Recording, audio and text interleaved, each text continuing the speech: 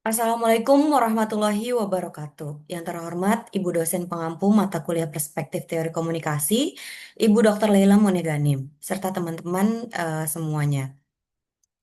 Perkenalkan, nama saya Rima Septi Aprilia dari Universitas Mercu Buana.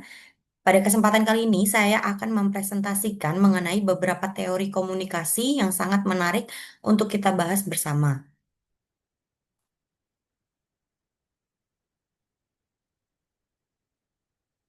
Baik, kita mulai dengan teori yang pertama, yaitu teori penilaian sosial.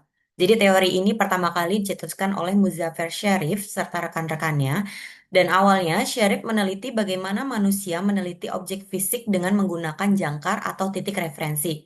Nah, pemikiran ini kemudian diperluas untuk menjelaskan bagaimana kita mempersepsikan pesan dan informasi di lingkungan sosial kita.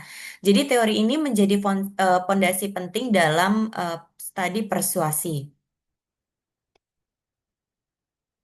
Selanjutnya, mari kita bedah asumsi dasar dari teori penilaian sosial ini. Ada beberapa poin penting yang perlu kita pahami. Yang pertama yaitu jangkar internal. Kita itu tidak menilai pesan secara objektif loh, justru kita membandingkannya dengan jangkar atau titik referensi internal yang sudah terbentuk dari pengalaman kita sebelumnya. Lalu ada tiga latitude penilaian. Yang pertama yaitu ada latitude of acceptance. Ini adalah area di mana pesan-pesan yang kita anggap bisa diterima atau kita setujui. Yang kedua yaitu ada latitude of rejection. Di sini kebalikannya, ini adalah area di mana pesan-pesan yang kita tolak atau tidak kita setujui. Lalu yang terakhir ada latitude of non-commitment. Kalau ini adalah area netral di mana kita belum punya opini atau masih ambivalent terhadap suatu pesan. Lalu titik jangkar ini adalah posisi yang paling kita setujui dalam area penerimaan kita. Lalu bagaimana sih pesan itu diproses menurut teori ini?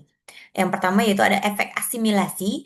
Jadi kalau ada pesan yang jatuh di LOA atau acceptance kita, kita cenderung mempersepsikannya lebih dekat dengan jangkar kita. Hasilnya yaitu pesan itu akan lebih mudah diterima oleh kita. Lalu ada efek kontras atau sebaliknya, jika pesan jatuh di LOR atau rejection, kita akan mempersepsikannya lebih jauh dari jangkar kita. Ini tuh membuat pesan cenderung ditolak, bahkan bisa memperkuat posisi awal kita. Lalu ada faktor-faktor pentingnya yaitu ada keterlibatan ego.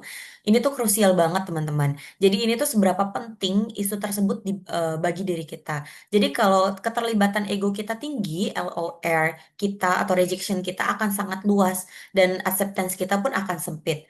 Artinya kita akan sangat sulit dibujuk. Lalu ada pesan paling persuasif, yaitu ada pesan yang paling efektif itu justru yang jatuh tepat di latitude of non-commitment. Kenapa? Karena ini tuh membuka ruang untuk mempertimbangkan tanpa langsung memicu penolakan. Implementasi teori pada studi yang dilakukan oleh Nurlianti Musni dan Dwi Aji Budiman pada tahun 2021 ini adalah teori penilaian sosial yang digunakan untuk memahami bagaimana generasi Z di Bengkulu merespon pesan-pesan publik terkait protokol kesehatan selama pandemi COVID-19. Jadi peneliti itu pertama-tama mengukur sikap awal atau anchor responden terhadap isu kesehatan, seperti penggunaan masker dan pembatasan mobilitas. Dan berdasarkan hasil tersebut, mereka mengelompokkan responden ke dalam tiga zona. Yang pertama itu latitude of acceptance, pesan yang dianggap masuk akal dan relevan seperti ajakan memakai masker di tempat umum. Lalu ada latitude of non-commitment, yaitu pesan yang tidak terlalu berpengaruh seperti imbauan cuci tangan yang sudah dianggap terlalu sering diulang. Lalu ada latitude of rejection, yaitu pesan ekstrim seperti larangan berkumpul sama sekali, yang justru itu tuh ditolak karena dianggap membatasi kebebasan mereka secara berlebihan. Dan menariknya, hasil penelitian menunjukkan bahwa semakin tinggi ego involvement atau keterlibatan emosional responden terhadap isu tersebut, maka zona penolakannya pun menjadi lebih sempit. Artinya, mereka hanya menerima pesan-pesan yang sangat sesuai dengan keyakinannya. Dan dari studi ini pun kita belajar bahwa efektivitas komunikasi publik sangat bergantung pada penyesuaian pesan dengan sikap awal audiens. Pesan yang terlalu ekstrim justru bisa menimbulkan efek bumerang, yaitu penolakan dan resistensi terhadap perubahan sikap. Maka teori penilaian sosial pun membantu kita menyusun strategi komunikasi publik yang lebih efektif, terukur, dan sesuai konteks psikologis audiens. Secara garis besar, teori penilaian sosial ini termasuk dalam komunikasi publik dan berada dalam tradisi sosiopsikologis. Teori ini sangat relevan karena menganalisis bagaimana pikiran individu memproses dan merespon pesan persuasif dengan konsep jakar, latitude, efek asimilasi atau kontras, serta keterlibatan ego. Dan menurut saya pribadi, teori ini tuh menarik banget karena ini tuh membantu kita memahami mengapa setiap orang bisa mempunyai reaksi yang berbeda terhadap pesan yang sama. Jadi teori ini tuh sangat berguna saat kita ingin pesan kita diterima dengan baik oleh audiens, misalnya dalam presentasi seperti kampanye sosial atau bahkan pidato.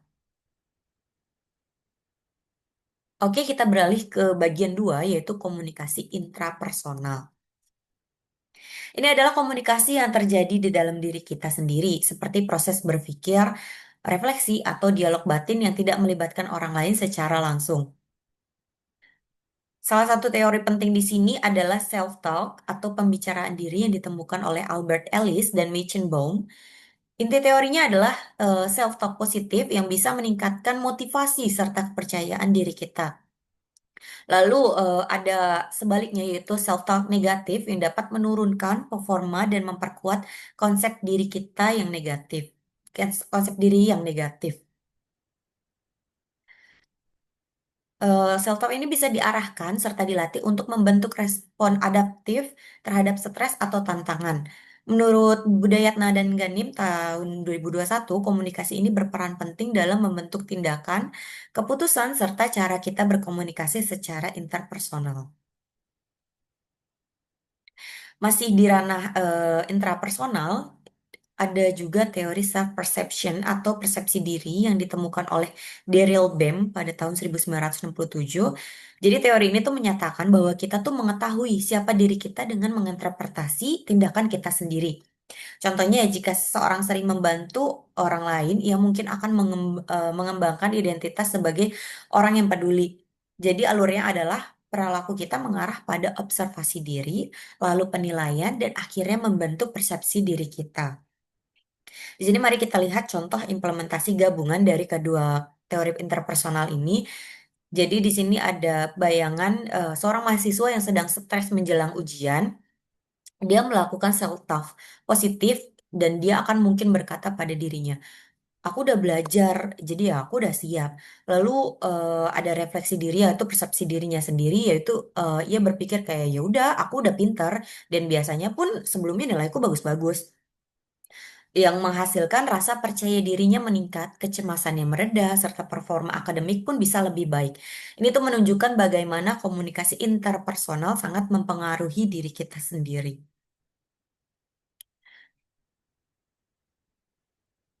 Sekarang kita akan masuk ke level komunikasi antar personal. Ini adalah proses komunikasi antara dua orang atau lebih secara langsung, baik verbal maupun non-verbal. Dengan tujuan yaitu membangun hubungan, bertukar informasi, atau menyelesaikan masalah. Teori yang relevan di sini adalah social penetration theory yang dikembangkan oleh Irwin Altman dan Dalmas Taylor. Jadi inti teori ini adalah komunikasi antarpersonal merupakan proses pengungkapan diri secara bertahap, yaitu hubungan interpersonal yang berkembang dari interaksi yang dangkal menuju interaksi yang lebih mendalam. Jadi proses ini tuh ibaratnya seperti mengupas bawang yang mengupas dari luar ke dalam. Jadi lapisan luarnya yaitu informasi umum, yang dalamnya itu informasi pribadi yang mencakup emosi serta nilainya. Untuk lebih jelasnya, mari kita lihat contoh implementasi dari social penetration teori ini. Jadi saat pertama kali bertemu orang baru, kita tuh biasanya hanya membicarakan hal-hal umum seperti menanyakan cuaca, menanyakan hobi. Nah, seiring berjalannya waktu tuh kita hubungan itu kan pasti akan berkembang. Jadi kita tuh akan mulai berbagi pengalaman pribadi atau bahkan masalah emosional. Jadi itu bentuk komunikasi antar personal yang mendalam di mana kita mengkupas lapisan diri kita tuh satu persatu dari bagian luar hingga ke dalamnya.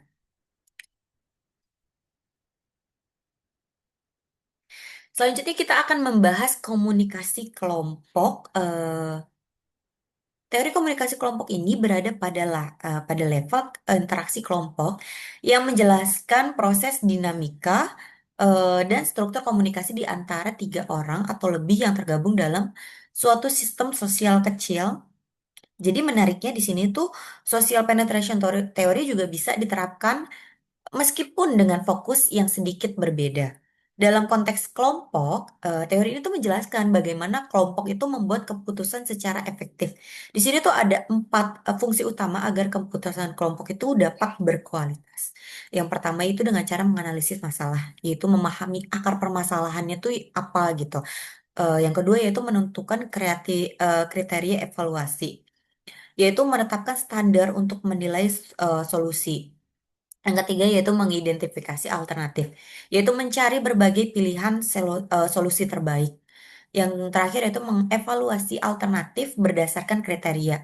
Jadi menilai setiap pilihan berdasarkan standar yang sudah ditetapkan. Lalu jika keempat fungsi ini dijalankan dengan baik, maka hasil keputusan kelompok akan lebih efektif. Mari kita ambil contoh implikasi teori ini dalam konteks kelompok. Jadi misalkan ada sebuah kelompok mahasiswa mendapatkan tugas membuat kampanye digital bertema lingkungan. Jadi pertama-tama mereka tuh akan menganalisis tuh masalah pencemaran sampah plastik di kampus sebagai contoh. Lalu mereka akan menetapkan tujuan agar kampanyenya bersifat edukatif dan menarik di media sosial. Setelah itu mereka akan mengusulkan beberapa alternatif seperti video pendek, infografis, atau mungkin challenge di TikTok. Jadi semua alternatif dievaluasi berdasarkan kelebihan serta kekurangannya.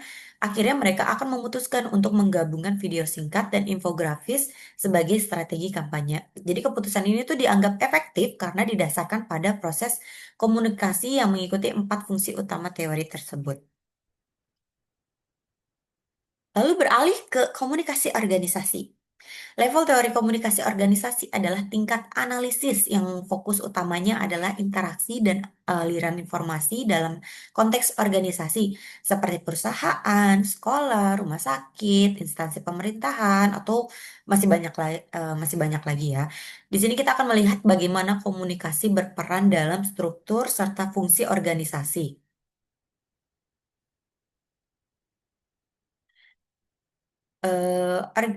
Dalam teori Wake Organizational Information Theory, yaitu salah satu teori penting dalam komunikasi organisasi Wake adalah yang dikembangkan oleh Carl Wake. Teori ini menjelaskan bahwa organisasi adalah sistem kompleks yang mengelola arus informasi untuk mengurangi ambiguitas dan ketidakpastian.